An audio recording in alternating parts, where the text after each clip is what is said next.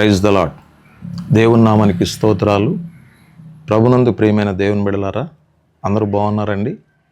దేవుని మహాకృపను బట్టి మీరు మీ కుటుంబాలు బాగుండాలని ప్రభు పేరిట ప్రార్థన చేస్తున్నాం.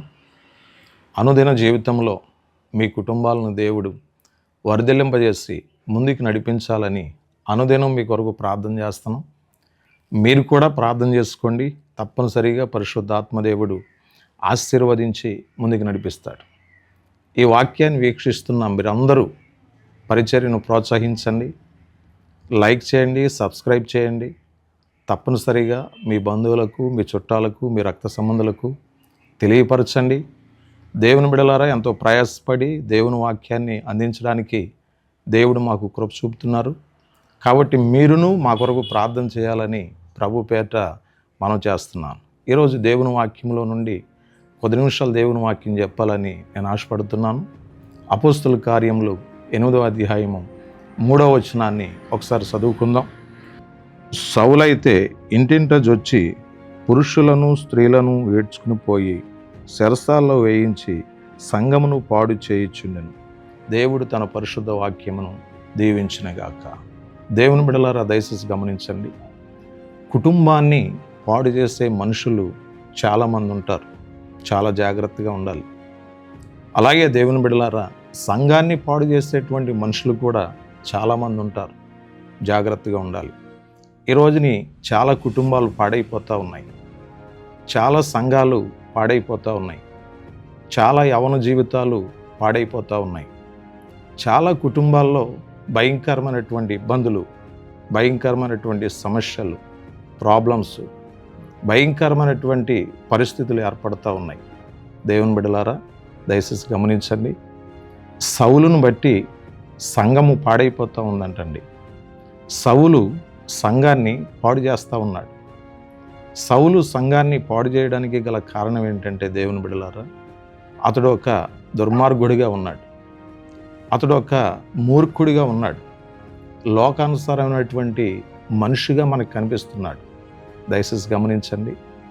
లోక సంబంధమైనటువంటి మనుషులు, లోక సంబంధమైనటువంటి వేషాలు వేసేటువంటి మనుషులు చాలామంది చాలా కుటుంబాలను పాడు చేయాలని, సంఘాలను పాడు చేయాలని, జీవితాలను పాడు చేయాలని ప్రయత్నం చేస్తూ ఉంటారు.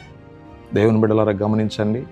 చాలామంది చెప్తూ ఉంటారు, మాకు అయ్యా మా కుటుంబం పాడైపోతుంది, మా కొరకు ప్రార్థన చేయండి. అయ్యా మా సంఘం పాడైపోతుంది, మా కొరకు ప్రార్థన చేయండి. అయ్యా మా పిల్లలు పాడైపోతున్నారు, మా కొరకు ప్రార్థన చేయండి అని చెప్పి చాలామంది కోరుతూ ఉన్నారు. దేవుని బిడ్డలారా, దయచేసి గమనించండి. వాతావరణం ద్వారా పాడేటువంటి పరిస్థితులు కాదండి, మనుషుల ద్వారా చాలామంది పాడైపోతూ ఉన్నారు. పాడైపోవడానికి గల కారణం ఏంటంటే, వారిలో ఉన్న మూర్ఖత్వమే అనేకులను పాడు చేస్తూ ఉంది. దేవుని బిడ్డలారా, గమనించండి.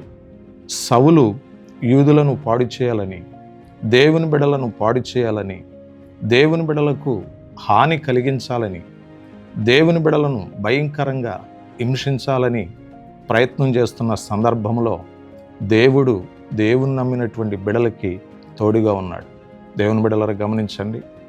చాలామంది చెప్తూ ఉంటారు, వాళ్ళు మమ్మలను పాడు చేస్తున్నారండి, వీళ్ళు మమ్మలను పాడు చేస్తున్నారండి, భయంకరంగా శోధిస్తున్నారండి, వేధిస్తున్నారండి, బాధిస్తున్నారండి, హింసిస్తున్నారండి, నిందలు వేస్తున్నారండి, అవమానపరుస్తున్నారండి అని చెప్పి చాలామంది చెప్తూ ఉంటారు. దేవుని బిడ్డలారా, దయచేసి గమనించండి. ఈరోజు దేవుని వాక్యం చెప్తుంది కదా, సౌలైతే దేవుని బిడ్డలను పాడు చేయడానికి ప్రయత్నం చేసినప్పుడు దేవుడు చూస్తూ ఊరుకోలేదండి. దేవుని బిడ్డలారా, గమనించండి.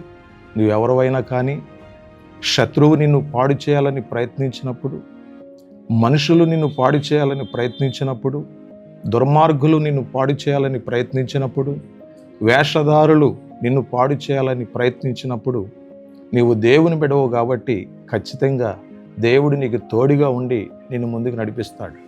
నీవు భయపడవలసిన అవసరం ఏమి లేదు. సౌలు దేవుని బిడ్డలను పాడు చేయాలని ప్రయత్నించినప్పుడు దేవుడు సౌల్నే పాడు చేశాడు. దేవుని బిడ్డలారా, 2 కళ్ళు కూడా ఓడబెరికాడు. దేవుని బిడ్డలారా, గమనించండి. ఎప్పుడైతే సౌలు మరలా పరిపూర్ణంగా దేవుణ్ణి తెలుసుకున్నాడో, దేవుని వాక్యాన్ని నమ్మాడో, దేవుని కొరకు జీవించగలిగాడు. ఈరోజు చాలామంది దుర్మార్గులు అనబడిన వారు మార్చబడాలని వారందరి కోసం మనం ప్రార్థన చేద్దాం. తప్పనిసరిగా మీ కుటుంబాలను దీవించినట్లు ప్రార్థన చేద్దాం. దేవుడు తన వాక్యమును దీవించునుగాక. ఆమేన్. చిన్న ప్రార్థన చేసుకుందాం. మహాపరిశుద్ధుడైన తండ్రి, మీ పరిశుద్ధమైన నామానికి స్తోత్రాలు. విన్న వాక్యం ప్రతి హృదయంలో భద్రపరచబడులాగిన సహాయం చేయండి. ప్రతి వ్యక్తిని, వారి కుటుంబాలను దైవికమైన ఆశీర్వాదాలతో నింపి ప్రత్యేకమైనటువంటి దేవుని నడిపించి మహిమ, ఘనత, ప్రభావాలు మీరే పొందమని యేసు పరిశుద్ధ నామములో ప్రార్థన చేసి వేడుకొనుచున్నాం తండ్రి. ఆమేన్. God bless you. మీ అందరికీ వందనాలండి.